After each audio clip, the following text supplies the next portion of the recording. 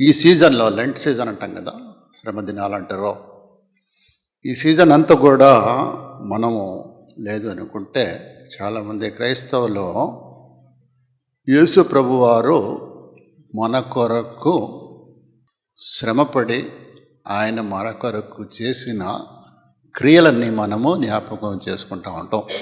జ్ఞాపకం చేసుకొని మనం ఎక్కువ సమయం ప్రార్థనలో ఉండటానికి, కొంతమంది ఉపవాసం ఉండి ప్రార్థన చేసుకోవడానికి, అదే రీతిగా సంఘముగా కొన్ని సంఘాలలో ప్రతిరోజు కూడుకుంటారు, కొన్ని సంఘాలలో ఆదివారం కాకుండా ఇంకో మధ్యలో ఒకసారి కూడుకొని వాక్యం ధ్యానం చేసి జ్ఞాపకం చేసుకుంటూ ఉంటారు. అయితే ఈరోజు యేసు ప్రభువారు మన కొరకు చేసింది కాకుండా ఈ 40 రోజులు కూడా మనము యేసు ప్రభు కొరకు ఏం చేస్తున్నాము అన్నది ధ్యానం చేద్దాం. యేసు ప్రభు వరకు మన కోసం అన్నీ చేశారు, కానీ శిలువ మరణమే పొందారు. మనం ఏం చేస్తున్నాం అన్నది ధ్యానం చేద్దాం. మనం ఏం చేయాలి అన్నది ధ్యానం చేద్దాం. ఎందుకు చేయాలి అన్నది ధ్యానం చేద్దాం. ఎందుకంటే మనము దేవుని బిడ్డలుగా, క్రైస్తవులుగా ఈ లోకంలో జీవించినంత కాలం మనకి కొన్ని బాధ్యతలు ఉన్నాయి. మనం ఏ రకంగా మన నడవడిక ఉండాలి అది ఉంది. వాటి మీద ధ్యానం చేద్దాం. ధ్యానం చేసే ముందు చిన్న ప్రార్థన చేసుకుందాం. కృపగల దేవా, దయగలిగిన తండ్రి, నీ ఘనమైన నామముకి స్తోత్రములు స్తోత్రములు స్తోత్రములు. ఈ సమయంలో తండ్రి ప్రభా, వాక్యం ధ్యానించుకుంటుగా మాతో మాట్లాడండి. అతకు తెలియని విషయాలు ప్రభావ తెలియజేయమని ప్రార్థన చేయించున్నాం. వాక్యానుసారంగా జీవించే కృప మా అందరికీ దయచేయమని క్రీస్తున్నామని వేడుకుంటున్నాం తండ్రి. ఆమేన్. గలతీయులకు రాసిన పత్రిక 2వ అధ్యాయం 20-21 వచనాలు. నేను క్రీస్తుతో కూడా సిలువ వేయబడి ఉన్నాను. ఇకను జీవించువాడను నేను కాను, క్రీస్తే నా యందు జీవించుతున్నాడు. నేను ఇప్పుడు శరీరమందు జీవించుతున్న జీవితము నన్ను ప్రేమించి నా కొరకు తను అప్పగించుకుని దేవుని కుమారుని యందలి విశ్వాసము వలన జీవించుతున్నాను. నేను దేవుని కృపను నిరర్ధకము చేయను. నీతి ధర్మశాస్త్రం వలనైతే ఆ పక్షమందు క్రీస్తు చనిపోయినది నిష్ప్రయోజనమే. అయితే ఈ 2 వచనాల్లో 2 మాటలు, వీటి మీద మనం కొద్దిగా ఎక్కువసేపు ధ్యానం చేద్దాం. 21వ వచనంలో నేను దేవుని కృపను నిరర్ధకము చేయను, అదొకటి. దాని తర్వాత 20వ వచనంలో క్రీస్తు నా యందు జీవించుచున్నాడు. నిరర్ధకము అంటే అర్థం ఏంటి, మీనింగ్ ఏంటి? ఉపయోగం లేదు. ఎప్పుడన్నా మనం ఈ రకంగా ఆలోచించామా? మన జీవితం, ఈ క్రైస్తవ జీవితం ఉపయోగం లేకుండా ఉంటుందా, లేదంటే వేస్టా, లేదంటే యూస్లెస్సా అన్నది ఎప్పుడన్నా ఎవరన్నా ఆలోచించారా? ఎందుకంటే ఇంకో మాట, క్రీస్తే నా యందు జీవించుచున్నాడు అని ఉంది. ఇన్ కేస్ క్రీస్తే మనలో జీవిస్తున్నాడు అంటే ఈ మాట అసలు ప్రస్తావనే రాదు. నిరర్థకము అన్న మాట రాదు అసలు.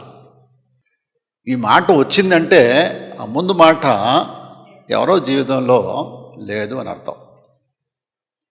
అయితే ఈ లోకంలో చాలామంది క్రైస్తవులుగా పిలువబడతారు.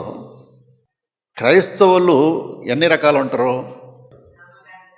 నామకార్థ క్రైస్తవులు, పండగ క్రైస్తవులు, ఆత్మతో నిండి ఉన్న క్రైస్తవులు, ఇంగ్లీష్లో బ్యాక్ స్లిడెన్ క్రిస్టియన్స్ అంటారు. అంటే ఏంటంటే ఒకసారి దేవుని ఎరిగి తర్వాత తప్పిపోయిన వాళ్ళు, దూరంగా జీవిస్తున్న వాళ్ళు బ్యాక్ స్లిడెన్ క్రిస్టియన్స్. అందరు క్రైస్తవులే. అయితే క్రైస్తవులుగా మనము జీవిస్తూ ఉంటే మన బాధ్యతలు ఏంటి, మనం ఏ రకంగా జీవించాలి, మనం ఎందుకు జీవించాలి క్రైస్తవులుగా అన్న వాటిని మనం వాక్యానుసారంగా కొద్దిగా లోతుగా ఆలోచిద్దాం. దీనికి ముందు నేను చిన్న ఉదాహరణ చెప్తాను. కొందరిలో ఓ షాప్కి వెళ్ళాను నేను. ఆ షాప్కి ఎక్కువ వెళ్తూ ఉంటా, కూరగాయలు తీసుకొస్తా, అదే షాప్కి వెళ్తాను. ఎప్పుడు గమనించలేదు, ఒక రోజు గమనించాను. బైబిల్ క్యాలెండర్ ఉంది. క్యాలెండర్ చూసి నేను సంతోషపడి, మీరు క్రైస్తవులా అని అడిగాను. కొంతసేపు ఆయన నన్ను చూసి ఆలోచిస్తా ఏం చెప్పాలో జవాబు ఆయనకు అర్థం అవ్వలేదు. మేము చర్చికి వెళ్తామండి అన్నాడు. నాకు అర్థమైంది, ఆ మాటకి నాకు అర్థమైపోయింది ఆయన ఏం చెప్పదలుచుకున్నాడో నాకు అర్థమైపోయింది. ఎందుకంటే వాళ్ళు మేము క్రైస్తవులుగా సమాజంలో చెప్పుకోవడానికి వాళ్ళు ఇష్టపడకపోవడానికి కారణం ఏంటంటే వాళ్ళలో కొన్ని అపోహాలు ఇంకా మైండ్లో ఉండిపోయినాయి. ఏంటంటే క్రైస్తవులుగా పిలువబడ్డ వాళ్ళు కొంతమంది వాళ్ళు వేరే, దానికి నేను చెందను అన్నది ఆయన మైండ్లో ఉంది. అందుకే చాలాసేపు ఆలోచించి మేము చర్చికి వెళ్తామండి అన్నాడు. నేను ఇంకా ఆయనతో మళ్ళీ ఇంకా సంభాషణ కొనసాగించడానికి నాకు ఇష్టపడలేదు. నేను సర్లే. చాలామంది క్రైస్తవులు ఈరోజు కూడా సమాజంలో చెప్పుకోవడానికి క్రైస్తవులు అని ఇష్టపడరు. కానీ దేవుని దగ్గర నుంచి ప్రతి ఆశీర్వాదం పొందుకోవాలన్నా ఇష్టమైతే ఉంటుంది.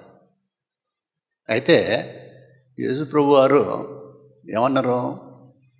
నన్ను నీవు ప్రజల ఎదుట ఒప్పుకోకపోతే, అంగీకరించకపోతే నేను నిన్ను అంగీకరించను. క్రైస్తవ జీవితం ఎలా ఉండాలంటే, మనం ఈ 40 రోజులు కూడా యేసు ప్రభు వారు మన కొరకు చేసిన పనుల్ని మనం జ్ఞాపకం చేసుకుంటున్నాం.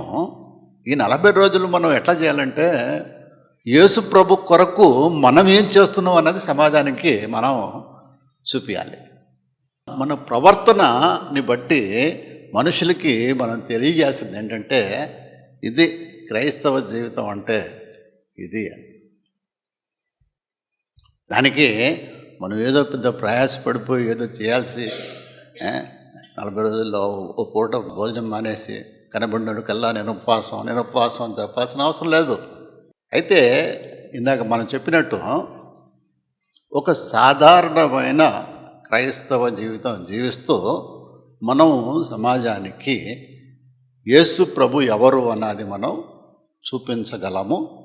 అది చూపించే ప్రయత్నంలో ప్రతి క్రైస్తవుడు ఆ కోణంలో ఆలోచించాలి.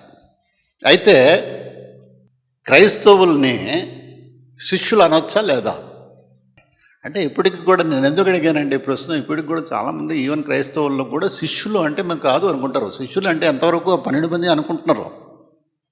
మత్తయి సువార్త 28వ అధ్యాయం చూస్తే, మీరు 20వ వచనం చూస్తే, మీరు సర్వలోకానికి వెళ్ళి సర్వ సృష్టికి సువార్త చెప్పి శిష్యులుగా చేసి బాప్తిజం ఇవ్వండి అనింది. ముందు ఏముంది? శిష్యులుగా చేయండి అని ఉంది. మీరు తర్వాత బాప్తిజం ఇవ్వండి అని ఉంది. అంటే మీరు మనం అందరం బాప్తిజం పొందామంటే శిష్యులమా కాదా? ఎస్. అయితే ఇప్పుడు మనం శిష్యులుగా జీవిస్తూ ఉన్నప్పుడు దేవుడు యేసు ప్రభు వారు ఏం చెప్పారో చూద్దాం. అసలు ముందుగా ఫస్ట్ క్రైస్తవులు అని మనం పిలువబడుతున్నాం కాబట్టి, అసలు క్రైస్తవులు అన్నది బైబిల్లో ఎక్కడెక్కడ ఉందో చెప్తారు. 3 సార్లు రాసి ఉంది. అపోస్తుల కార్యం 11వ అధ్యాయం 26వ వచనం ఒకసారి చదవండి. వారు కలిసి 1 సంవత్సరమంతయు సంఘములలో ఉండి బహుజనమును వాక్యమును బోధించిరి. మొట్టమొదట అంతియోకాలో శిష్యులు క్రైస్తవులు అనబడిరి. ఎవరండి క్రైస్తవులు అనబడ్డది? శిష్యులు క్రైస్తవులు అనబడిరి. ఎక్కడ? అంత్యోకు సంఘములో. ఇది మొట్టమొదటిసారిగా బైబిల్లో క్రైస్తవులు అని రాసి ఉన్నది. ఈ క్రైస్తవులు ఎవరు అంటే శిష్యులు. శిష్యులు అని మనం అంటున్నాం అంటే వీళ్ళు బాప్తిజం పొందినవారు. రెండో చూడండి, అదే అపోస్తుల కార్యం 26వ అధ్యాయము 28వ వచనం.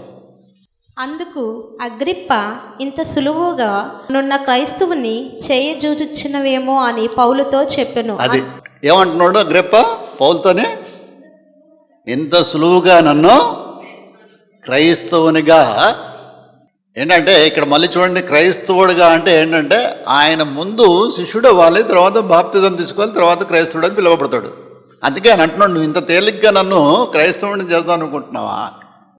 3 చూడండి, 1 పేతురు 4:16.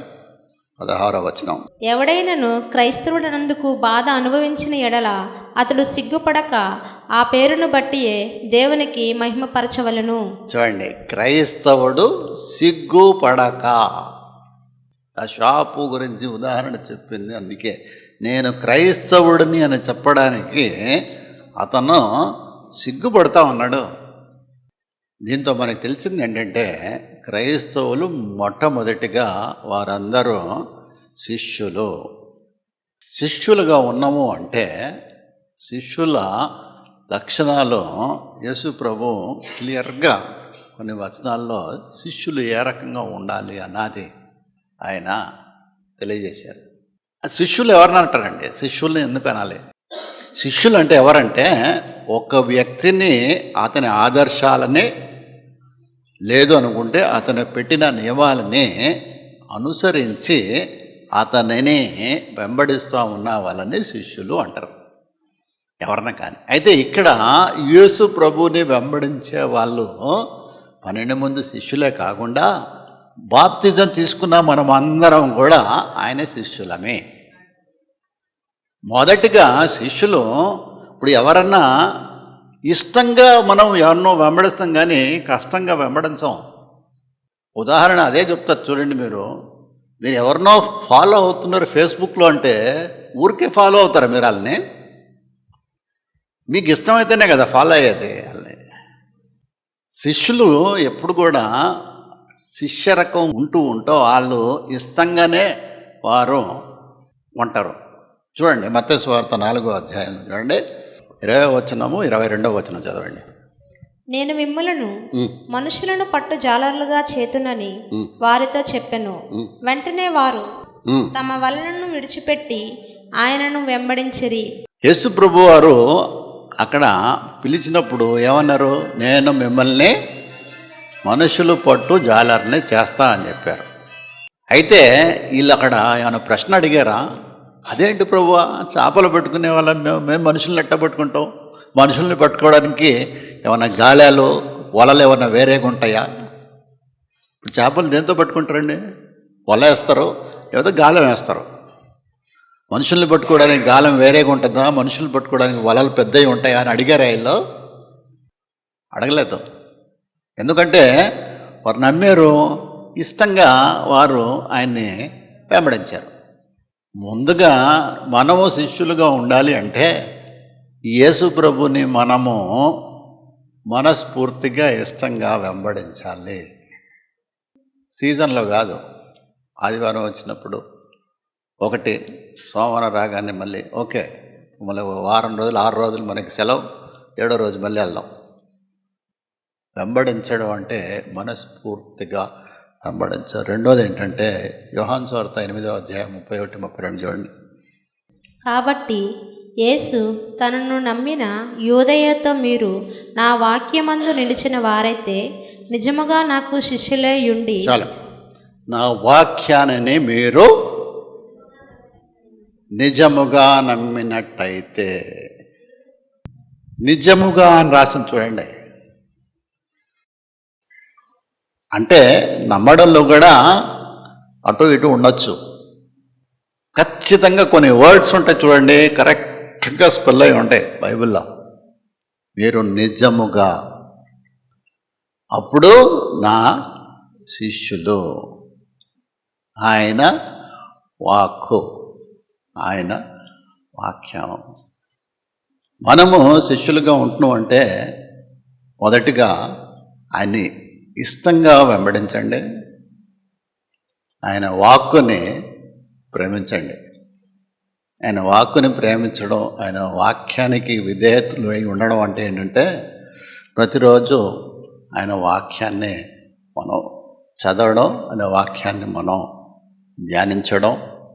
అప్పుడు మనకి అనేక విషయాలు దేవుడే తెలియజేస్తూ ఉంటాడు.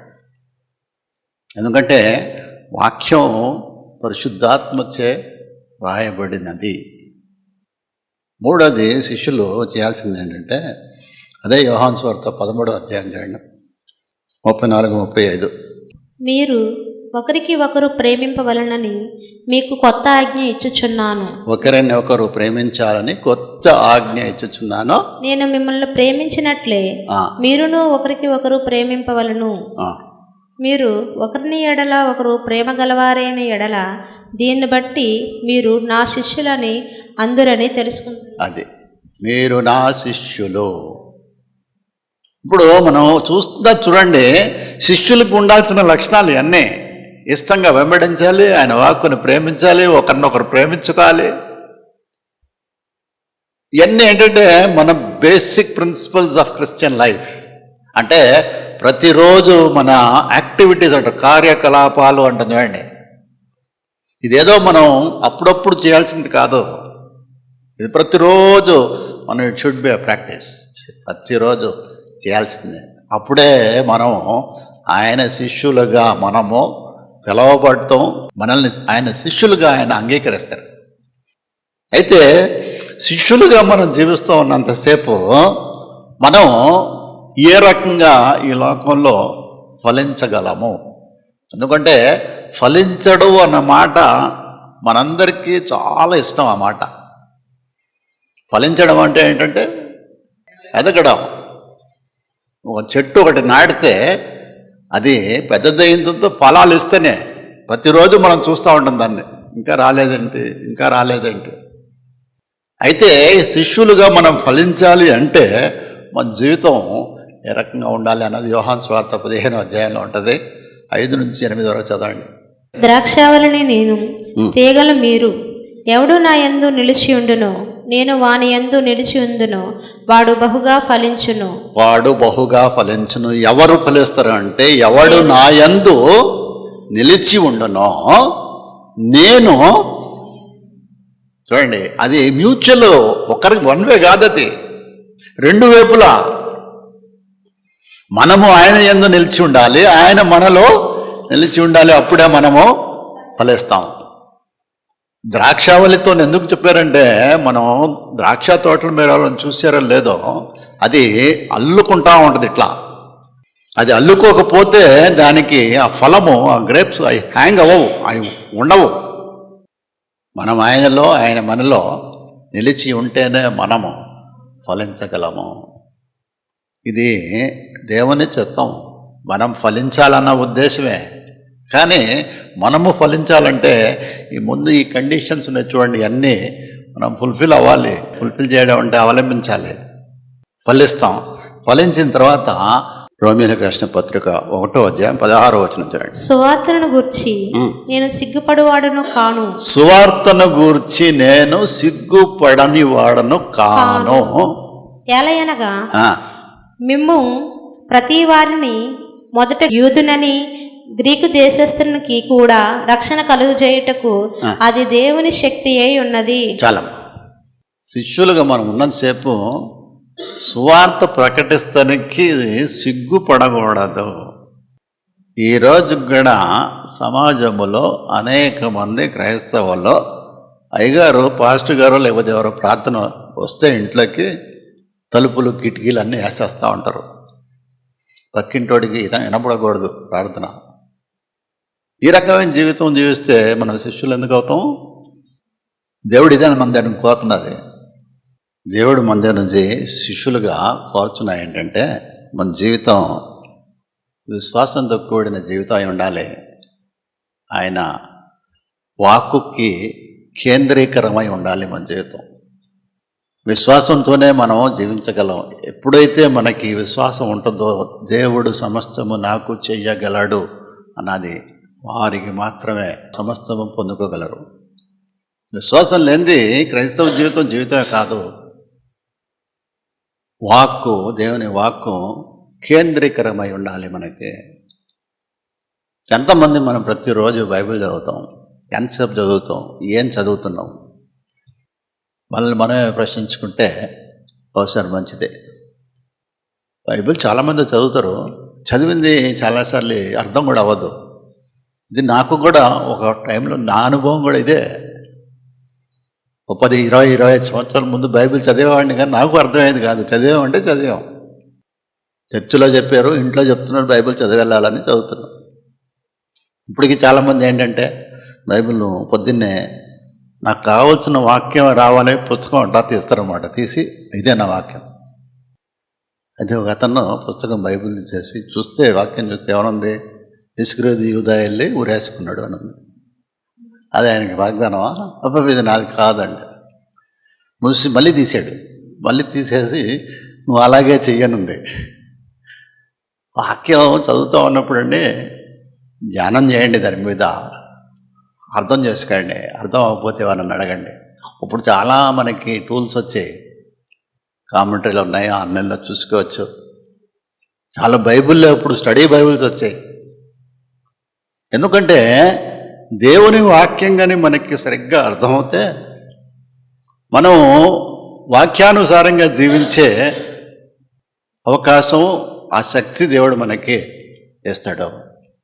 ఎప్పుడో ఒకసారి బైబిల్ తీయడం కాకుండా ప్రతిరోజు మనం కానీ బైబిల్ తీసి క్రమంగా దాన్ని చదవగలిగితే మంచిది. నేను ఎందుకు చెప్తున్నా అంటే ఎంకరేజ్ చేస్తున్నది, 40 రోజులు కూడా ఎక్కువ సమయం మనం ప్రార్థనలో ఉండడానికి ప్రయత్నం చేస్తాం కాబట్టి ఎక్కువ సమయం బైబిల్ కూడా చదవడానికి, బైబిల్ చదివిన భాగాన్ని మనం అర్థం చేసుకోవడానికి మనం జీవితం శిష్యులుగా మనం ఉండడం అంటే ఇంకోటి ఏంటంటే దేవుని ఆత్మతో మనము నడిపించబడాలి. చాలామంది ఏమనుకుంటారంటే దేవుని ఆత్మ అంటే భాషలతో మాట్లాడడం అనుకుంటారు. మనం కాదు, భాషలతో మాట్లాడేది ఒక వరం, దేవుడు అందరికీ ఇయ్యడది. మనము సరైన జీవితం అంటే వాక్యానుసారమైన జీవితం జీవిస్తున్నాము అంటే అది దేవుని ఆత్మ నడిపింపే. అదే మనల్ని ప్రోత్సహిస్తుంది ఈ రకంగా నడవాలి అని. మనం ఎప్పుడు ఏదో ఒక మన ఆలోచన డైవర్ట్ అవుతుంది అంటే అది మనల్ని హెచ్చరిస్తుంది, ఇది నువ్వు చేయాల్సింది కాదు, ఇటు వెళ్ళాల్సిన మార్గం కాదనేది. శిష్యులుగా మనం ఆత్మతో నింపబడితే క్రైస్తవ జీవితంలో మనం ఇంకా అనేక ఆత్మఫలాలు మనం పొందుకుంటాం. అందుకే బాప్తిజం ఇచ్చినప్పుడు ఆత్మఫలాలు 9 ఆత్మఫలాలు పొందుకోవాలి అయినా చదువుతూ ఉంటారు.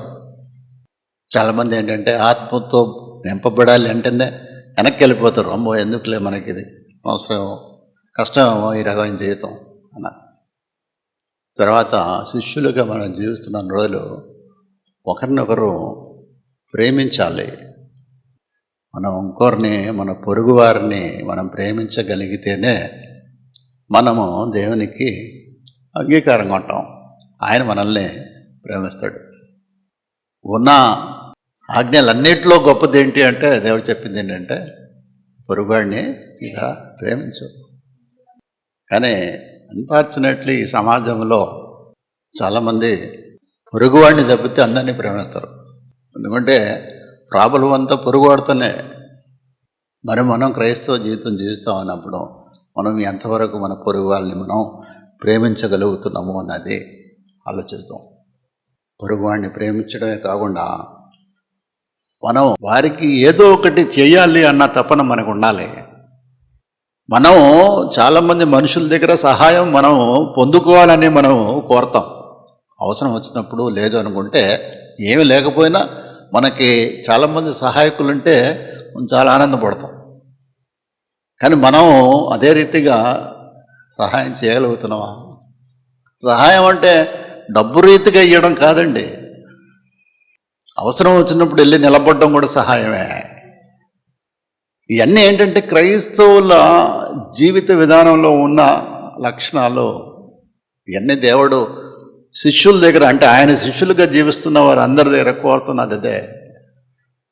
ఆశ్రమ గారు చాలాసార్లు అంటారు ఏంటంటే, మనము క్రైస్తవులుగా జీవిస్తూ ఉన్నప్పుడు బయట సమాజానికి, వేరే వాళ్ళకి మన స్వార్థ చెప్పనక్కర్లేదు, మన జీవితమే స్వార్థాలకే.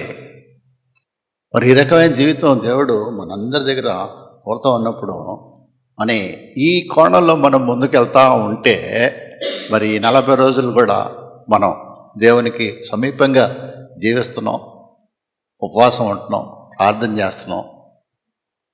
ఎక్కువసార్లు మందిరానికి వెళ్తున్నాం.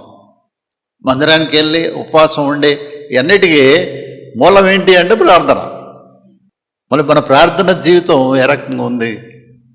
ఇప్పుడు చాలాసార్లు ప్రార్థన చేసేటప్పుడు కొంతమంది ఎక్కువ మంది ఉన్నప్పుడు, అంటే నేను ఎవరిని క్రిటిసైజ్ చేస్తలేదు, నేను ఎవరిని విమర్శిస్తలేదు, చెప్తున్నాను. నేను సమాజంలో ప్రార్థన ఒక రకంగా ఉంటుంది, వ్యక్తిగత ప్రార్థన ఇంకో రకంగా ఉంటుంది, మనుషులు ఎదుట ప్రార్థన ఇంకో రకంగా ఉంటుంది.